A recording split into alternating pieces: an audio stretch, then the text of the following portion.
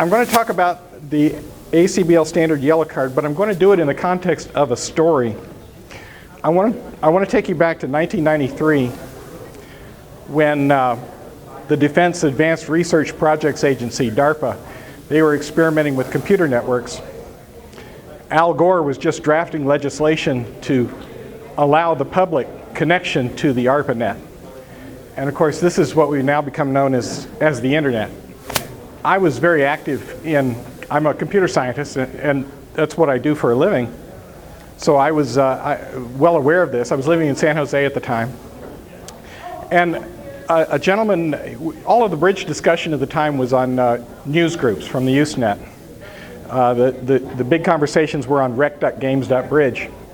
And a student from the University of Oklahoma named Matt Clegg learned to play bridge at Oklahoma, and he wanted to keep playing with his friends that he'd met at Oklahoma. So he wrote software to let text-based terminals play a bridge game with partners and opponents somewhere on the network.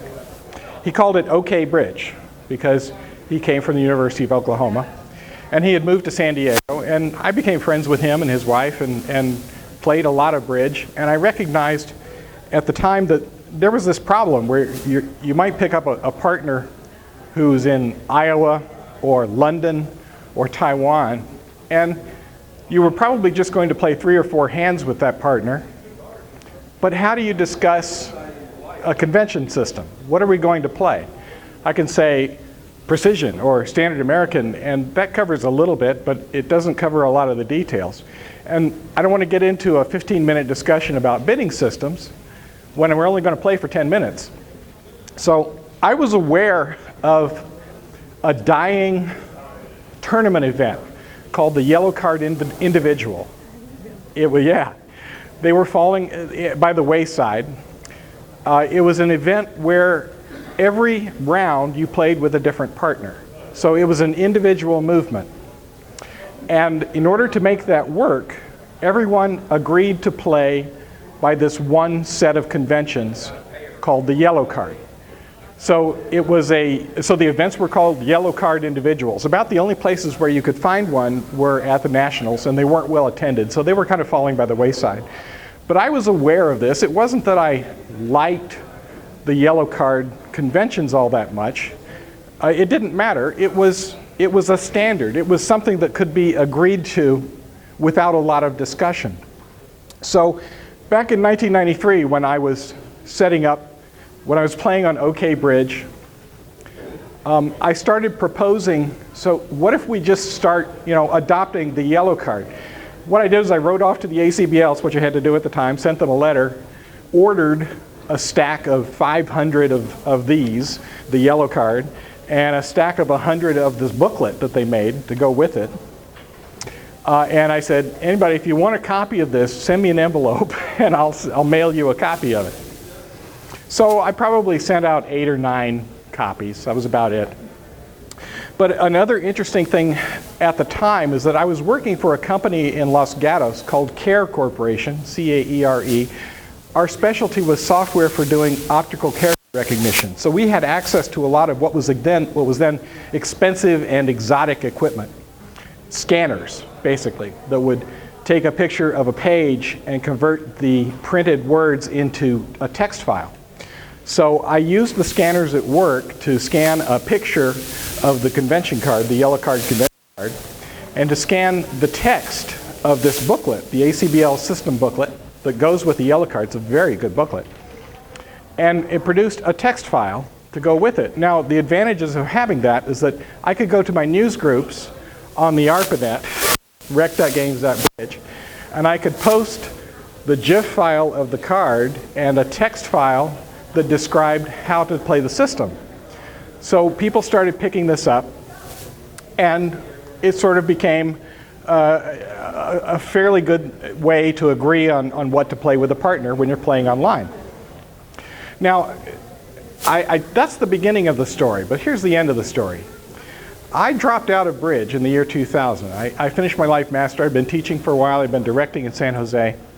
And I had a new wife who didn't play. I just completely dropped out of bridge. For 9 years, I didn't touch a card. I picked it up again in 2009, and I was playing at the Arcadia Bridge Center up the street, and Art had invited a young Asian gentleman who was clearly checking out a bridge club for the first time to come in, and invited him to kibitz me at my table. So I started chatting with him a little bit, and I learned that basically he learned to play bridge and had only played online. And I said, he was an Asian fellow, so I said, do you play precision? He says, yes, usually, but sometimes I play SAYC. And my jaw dropped. Now, keep in mind, I had been away for 9 years, and I turned around and realized that that's my fault, that he's playing, that he knows the term SAYC.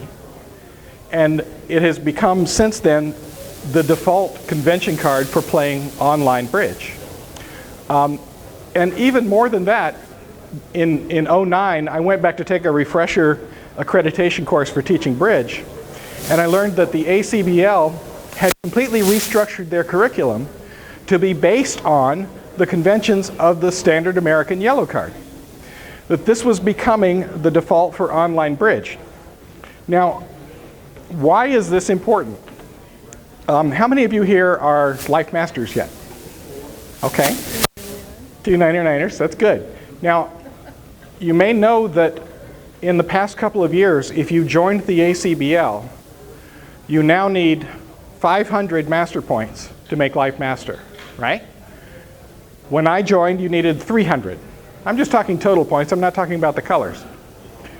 They had to increase the limit because of online bridge. Online bridge and the way the natural inflation of master points from the way tournaments were being restructured. And I'm going to say something right now that club owners and even tournament directors will hate, but it's the truth. If you want to make Life Master in this lifetime today, you've got to play bridge online. And I say that because playing bridge online, you can win master points quickly. You can play 10 tournaments in a day at an hour each, or even 15 minutes each if you're playing the robot games on Bridge Base Online. And I am being a heretic, if you will, by encouraging you to play online bridge. Now, not only will you get master points out of it, what you get out of it is experience. You see more hands, you see more cards, you watch partners play the hands, you learn from the experience of playing online bridge. And to do that, you need this tool in your belt. You need the standard American yellow card. Now, I've laid out a bunch of copies of the standard American yellow card along with the booklet that goes with it. These are yours to take. Keep one and take it home. They're also available, of course, on the ACBL's website. And on my website, bridgemojo.com, I have links to the yellow card booklet and the yellow card itself. So I have my business card here if you forget. You can always go online. You can always download this. You can print your own copy or read it on the screen. But I'm going to talk a little bit about what's actually on the standard American yellow card and how what you can do with it. First of all, if you look at it, notice that it's a pretty sparse card. By the way, did everyone here know that the ACBL rules of duplicate and tournament play require that both partners have identically filled out convention cards at the table? Do some of you occasionally ignore that rule? Thank you. I've found that in my time away from bridge, I see so many partnerships where only one partner has a convention card and it's barely filled out. But the rules of bridge require you to each have identically filled out convention cards, and they're not for your benefit, of course, they're for the benefit of the opponents. You know, your right-hand opponent is expected to be able to pick up your convention card and see what you're playing without asking. And that's for them. Now this is you've seen the standard convention cards that are here at the tournament. This one has a lot less space, a lot fewer spaces on it. But notice that the basic system for this is standard American 5-card majors. Because you see it all the time. I know, you see it all the time. I would ask a director about that. I can't answer that question with any great authority. He's asking what happens if you don't have 2 convention cards. I think what you would have to do to the director is show that you had been damaged somehow. And the easy way that you might have been damaged is if they were incorrectly filled out. Or it all depends on the circumstances.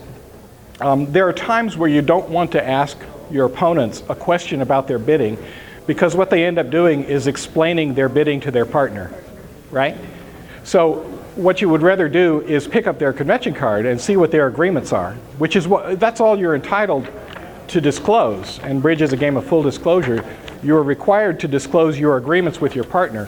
You are forbidden from making guesses about what your partner has. So if you ever hear this at the table, if one of the opponents says, what do you take that bid for? You can't answer that question. You are forbidden from answering that question. The only way you can answer the question is what your agreements are regarding that bid. And here's the best way to answer that question. If your partner makes a bid you don't understand and your opponent's turning to you, you say, we have not discussed that bid. Right? So that way you're not speculating about what partner has, and they cannot ask you to do so. And you're forbidden from doing so, as a matter of fact. So the basics, by the way, there's a deck of cards at the table. If you have the cards, I want to lay out some hands, because there's one convention on this card that we're going to go over a little bit, because it's the most complicated convention on the card. Most of the rest of it is probably not very unfamiliar to you. For instance, it's a 5-card major opening card. It has no trump ranges of 15 to 17. One thing that it has that, how many of you in here play Jacoby transfer bids over no trump openers? Okay, it's on the card here. So if you agree to play this card, you're going to be playing Jacoby transfer bids. The major suit openings are 5 cards in all seats. The raises are limit raises. 1 spade, 3 spades as a sequence is expected to be a limit raise, meaning it's invitational and not forcing. Opener can pass with a minimum hand and doesn't have to keep bidding. So that's pretty common. Those are standard ways of playing in here. There is one interesting bid. Let's see, the other interesting bids are the Michael's Q bid. How many of you play the Michael's Q bid? Okay, it shows 5-5 in the majors. By the way, don't do that with 5-4. You're asking partner to choose between a 2-card suit and a 1-card suit, and they hate being in 6-card fits. I know my partners always complain about that. The other is the unusual 2 no trump, where a jump to 2 no trump after an opening bid shows the 2 lowest unbid, and again, should be 5-5 in those 2 suits. So an auction that goes 1 spade on my right, 2 no trump by me, should have 5 clubs and 5 diamonds in it. How strong should it be? Depends on the vulnerability. The rule of thumb I like is that if with favorable vulnerability, meaning you're not vulnerable, they are vulnerable, you should have 7 high cards, 7 points or so. With equal vulnerability, 9 points. With unfavorable, it should be 11. And that's sort of the 7-9-11 rule. That's sort of my rule of thumb for those 2 suited hands. Now, do we all have a deck of cards at the table? If you would, put them into suits. They may already be in suits, because I have some, I want to look at this one additional convention. I want to build a hand. Let's build a hand in front of South. So all together in spades, the king and 2 small ones, hearts, the ace, jack, and 3 small ones, diamonds, the queen and 2 small diamonds, and clubs, the king and a small club.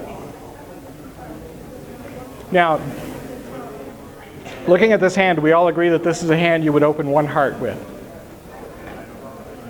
Yeah? Okay. All right, let's build a hand across from that. It's going to be a really bad hand. In spades, two little spades. In hearts, put the queen and 4 little ones. Queen and 4 little hearts.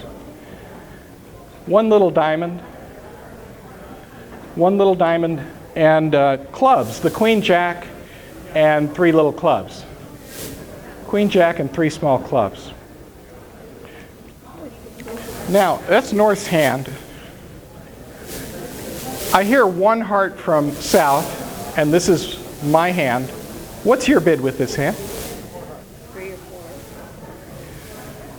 Good. 3 heart. I don't bother with 3, I say 4. Okay. Okay, 4 hearts. This is a 4-heart bid.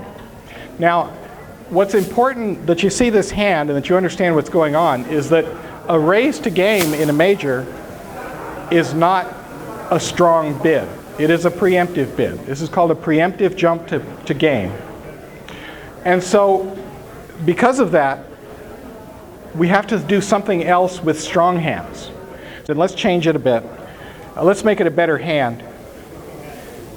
In spades, make it the ace and 2 small ones, the ace and 2 small spades. In hearts, make it the king and the queen and 2 small hearts. King, queen, and 2 small hearts. Diamonds, the jack and a little diamond. And clubs, the queen, jack, and 2 small clubs. Now, using standard bidding, your partner opens the bidding 1 heart. What is your bid with North's hand? I'm sorry? 2 no trump, 2 clubs. I hear 2 no trump, I hear 2 clubs. Anything else? Okay. 2 no trump. The only problem with the 2 no trump raise is that it's sort of suggesting a 3 no trump game. It implies that you only have 2 hearts in your hand. 2 exactly hearts. Oh, the Jacoby 2 no trump, that's different. I said standard bidding, not using the Jacoby 2 no trump bid. Now, let's suppose that we adopt the Jacoby 2 no trump convention. With North's hand now, we bid 2 no trump. It promises support for your partner's major and at least 13 points, game going hand. By support, standard Jacoby 2 no trump promises 4-card support for partner's major. That means you're guaranteed to have a 9-card hit in the major. Now, one of the problems with the Jacoby 2 no trump convention is that it only comes up once every 100 or 200 hands. So you really kind of have to study it and internalize it without seeing it at the table all that often. Because when it does come up, it becomes very useful. And the more this part of the convention isn't complicated. 2 no trump promises game going hand with 4 cards in trump. The complicated table is what opener's rebid is. And if you look now on page 3 of the little booklet, down at the bottom, the last paragraph with the asterisk on it, it has a list of opener's rebids after partner bids the Jacoby 2 no trump. Now, if you have a balanced hand, such as this south hand, you show your strength in your next bid. A minimum hand, you jump to 4. A maximum hand, you bid 3 hearts, 3 of your major. A medium hand, you bid 3 no trump. That way, partner can help judge how strong you are and what are your prospects for slam. Now here's the more interesting bids, rebids by opener.